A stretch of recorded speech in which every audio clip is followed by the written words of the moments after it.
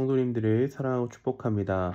11월 18일 화요일 함께 보실 하나님 말씀은 여호수아 5장 2절에서 15절의 말씀입니다. 하나님의 말씀 읽도록 하겠습니다. 그때 여호와께서 여호수아에게 이르시되 너는 부싯돌로 칼을 만들어 이스라엘 자손들에게 다시 할례를 행하라 하시매 여호수아가 부싯돌로 칼을 만들어 할례산에서 이스라엘 자손들에게 할례를 행하니라. 여호수아가 할례를 시행한 까닭은 이것이니 애굽에서 나온 모든 백성 중 남자 곧 모든 군사는 애굽에서 내려온 후 광야길에서 죽었는데 그 나온 백성은 다 할례를 받았으나 다만 애굽에서 나온 후 광야길에서 난 자는 할례를 받지 못하였음이라. 이스라엘 자손들이 여호와의 음성을 청종하지 아니하므로 여호와께서 그들에게 대하여 맹세하사 그들의 조상들에게 맹세하여 우리에게 주시리라고 하신 땅 곧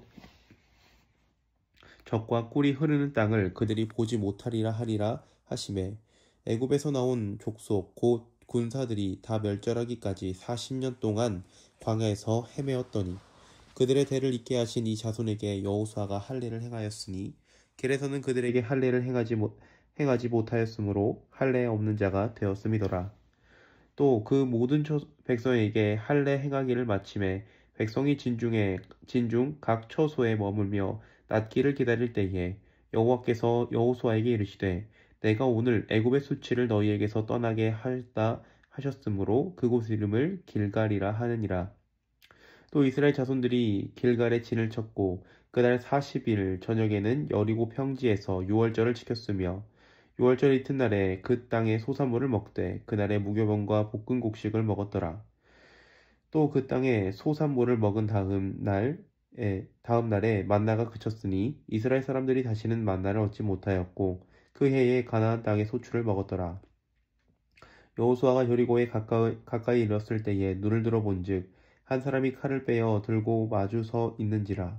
여호수아가 나아가서 그에게 묻되 너는 우리를 위하였느냐 우리의 적들을 위하였느냐 하니 그가 이르되 아니라 나는 여호와의 군대 대장으로 지금 왔느니라 하는지라. 여호수아가 얼굴을 땅에 대고 엎드려 절하고 그에게 이르되 내 주여 종에게 무슨 말씀을 하려 하시나이까. 여호와의 군대 대장이 여호수아에게 이르되 내 발에서 신을 벗으라 내가 선 곳은 거룩하니라 하니 여호수아가 그대로 행하니라. 아멘. 이스라엘 백성들은 하나님의 능력을 경험하게 되었습니다. 그들 앞에서 요단강이 갈라지는 것을 목격하게 되었고 여리고성으로 나아가는 길을 방해하는 큰 장애물을 통과하게 되었습니다. 이 소식을 들은 가나안 백성들은 기절하였고 사기가 떨어지게 되었죠. 그렇다면 반면에 이스라엘 백성들은 하나님이 우리와 함께 하시는구나, 우리가 반드시 이길 수 있겠구나 하면서 사기가 최고조였을 것입니다. 그런데 이렇게 사기가 높은 것은 전쟁을 하기 위해서 너무나도 좋은 조건이지만 지금 이스라엘 백성들은 긴장해야 하는 상황이 아닐까 생각되어집니다. 왜냐하면 요단강을 건넜다라는 말은 바로 코앞이 적진이라는 뜻입니다. 여리고성을 바로 앞에 두고 있다는 말이죠. 어느 때보다도 기쁘고 감격스러운 순간일 수 있지만 이때 긴장의 끈을 놓치지 말고 전쟁 준비를 해야 되는 때가 아닌가 싶습니다. 그런데 이때 하나님께서 명령하시는 것은 참으로 놀랍습니다. 이스라엘 백성들로 하여금 다시 할례를 하도록 명령하십니다. 잘 움직여도 모자랄 판에 할례를 행해서 스스로 잘 움직일 수 없게 하는 것은 절대로 전략적이지 못한 행동이죠. 도리어 미련한 행동이 아닐까라고 생각되어지기도 합니다. 2절에 하나님께서 할례를 하지만 이는 아주 중요한 의미를 가지고 있습니다. 2절에 하나님께서 할례를 명하시면서 이렇게 명령하시죠. 이스라엘 자손들에게 다시 할례를 행하라.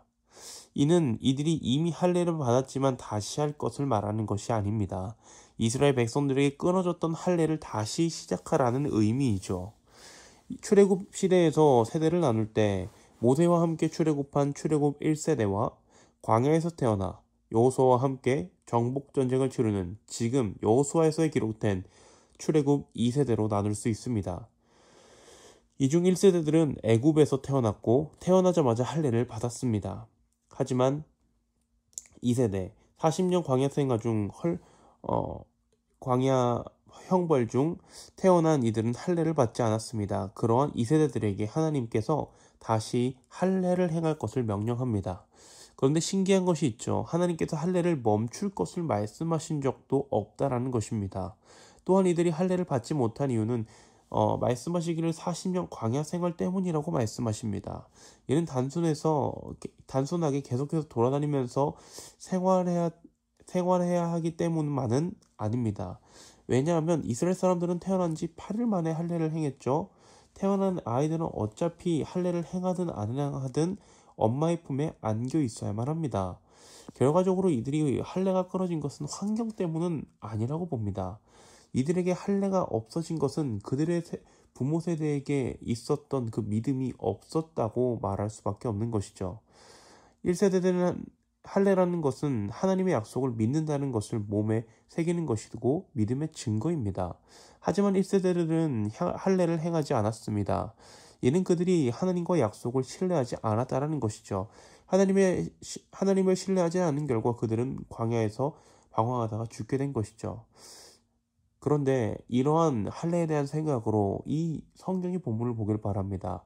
전쟁을 목전에 둔 시점, 정말 바로 앞에 여리고성이 기다리고 전쟁의 준비를 가장 철저하게 해야 하는 이 시점에 하나님께서 다시금 언약을 기억하게 하시고 언약의 징표인 할례를 행하신 것은 가나안 정복이 이들의 칼과 창과 힘과 노력과 전략에 있지 않고 하나님께 달려있음을 다시금 알게 하시는 것입니다.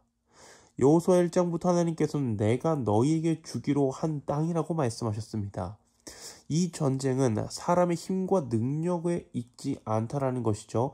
이 땅을 얻는 방법은 사람의 힘과 노력과 의지, 전략 그런 것에 있는 것이 아닙니다. 약속으로 받는 땅입니다. 약속의 땅을 받는 법은 오직 믿음뿐이라는 것을 확증하는 것이죠. 이들은 지금 전쟁 앞에서 가장 중요한 무기를 준비해야 되는 순간입니다. 하나님과의 언약이라는 무기를 말입니다. 이후에 하나님께서는 유월절을 지킬 것을 말씀하십니다. 그런데 이전에 행하던 유월절과는 사뭇 다르죠. 이스라엘 백성들은 유월절을 지키고 함께 식탁 교제를 하였습니다. 광야에서 이들의 식탁은 만나로 가득 차 있었죠. 하지만 지금은 그 땅의 소산물을 볶은 곡식을 먹습니다. 그리고 다시는 만나가 내리지 않게 되었습니다. 만나는 광야 생활을 위한 양식이었죠. 하지만 가나안 땅의 소산물을 먹고 만나가 멈추게 되었습니다. 유월절은 하나님의 구원을 기념하는 날입니다. 하나님께서 만나는 그들이 약속의 땅을 유업으로 받는 달까지 주신다고 약속하셨죠. 이는 이스라엘 40년 광야 생활이 이제 이 유월절로 하여금 끝났음을 의미하며 하나님의 약속을 믿는 이들에게 약속의 땅이 이미 주어졌음을 의미합니다. 유월절을 지키게 하신 것은 이런 약속을 다시 기억하고 구원의 하나님, 능력의 하나님을 더욱더 신뢰할 것을 의미하는 것입니다. 어쩌면 이스라엘 백성들의 마음에는 두려움이 있어서 이런 말씀을 주신 것은 아닐까 생각해 보게 됩니다. 이들은 하나님의 역사를 요단강이 갈라진다라는 것을 눈으로 목격했죠. 자신들의 부모로부터 말로만 들었던 홍해바다의 기적을 자신들도 체험했습니다. 정말 하나님이 우리와 함께 하신다는 기대감으로 요단강 반대편에 도착을 했지만 그곳에서 그들을 맞이하는 것은 철옹성 같은 여리고성과 수많은 군대였습니다. 어쩌면 이들의 마음은 여호수아 1장에 등장한 여호수아와 같을지 모릅니다. 하나님의 언약과 현실이란 사이에서 두려움에 빠지게 된 것이죠. 그러한 그들에게 하나님은 말씀하시는 것입니다. 너희에게 이미 그 땅을 주었다. 할례와 유월절을 통해서 확증한다라는 것 또한 의미하고 있는 것이죠. 그리하여 그들이 다시 믿음으로 전진할 힘을 주고자 하시는 것입니다. 사랑하는 우리 성도님들, 혹시 우리 성도님들 앞에도 여리고성과 군대처럼 현실이란 두려움이 있지는 않으십니까? 그러한 성도님들이 계시다면 오늘 하나님께서는 말씀하십니다. 두려워 말라, 강하고 담대하라. 내가 이미 너희에게 그 땅을 주었다라고 말이죠. 이는 절대로 현실 도피를 말하는 것이 아닙니다. 다시금 하나님이 우리에게 주신다고 하신 그 약속을 기억하며 신뢰하고 다시 일어나 믿음으로 현실을 살아가라는 말입니다. 바라기는 오늘도 우리가 살아가는 그 하루를, 정말 우리 앞에 닥쳐진 그 현실을 이미 이기신 주님의 약속을 신뢰하며 나아가시는 우리 성도님들 되기를 간절히 소망합니다. 기도하겠습니다.